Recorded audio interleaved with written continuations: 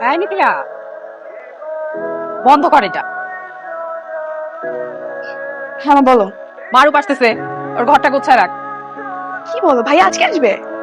তোর বাবা যেভাবে আসতে বসছে, নাই সে উপায় আছে? না না না না না।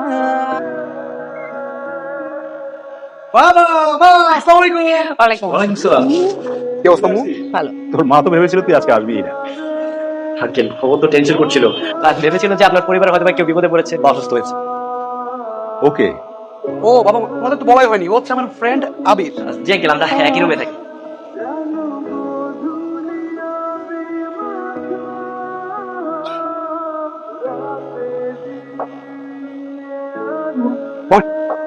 দাঁড়িয়ে আছিস কেন? খেতে কর।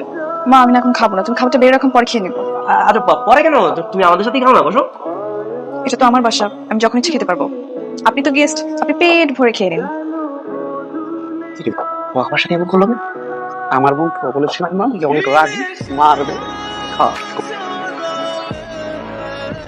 হাই মিথিলা। কি আশ্চর্য, আপনি আমার রুমে কি করতেছেন? না আসলে আমি চার্জার নিতে আসছিলাম, আমি না ভুলে আমার চার্জারটা রেখে এসেছি।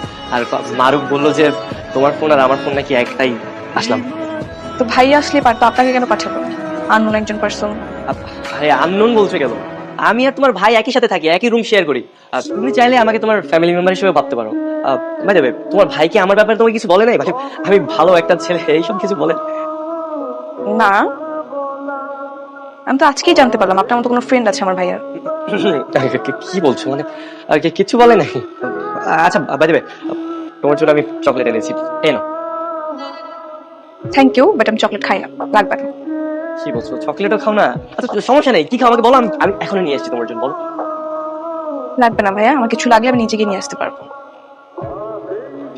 বললাম মানে তোর ফ্যামিলির কেউ আমাকে চেনে না, তুই কাউকে আমার কথা বলিস নাই কেন? কোনো পরিস্থিতি হয় নাই, দ্যাটস বই নেই। পরিস্থিতি হয় না মানে? আমার বাসার কাজের লোক থেকে শুরু করে সবাই তোর নাম জানে, আর তোর বাসা কেউ আমাকে চেনে না। তোর বোনরে বললাম, তোর বোনও আমাকে চেনে না, এটা কোনো কথা?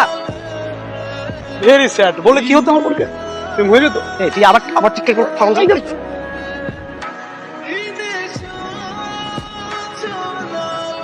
শোন, তোর বলতে না পড়ে কিন্তু এখানে যাচ্ছি না, আমাকে একদম ডিস্টার্ব করবো।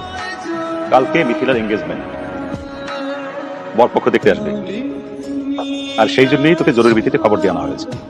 কালকে মিথিলার এঙ্গেজমেন্ট, হ্যাঁ, এই জন্য আমরা আসছি। মাশাআল্লাহ বাবা, মাশাআল্লাহ। এই কথাটা তুমি আগে বলবো না আমাকে? তোমরা এরকম একটা সারপ্রাইজ দিলা। মাশাআল্লাহ, মাশাআল্লাহ। বল মাশাআল্লাহ, সে মাশাআল্লাহ। শোনো বাবা, কালকে কিন্তু অনেক কাজ, দুজনে মিলে করতে হবে। জি আন্টি।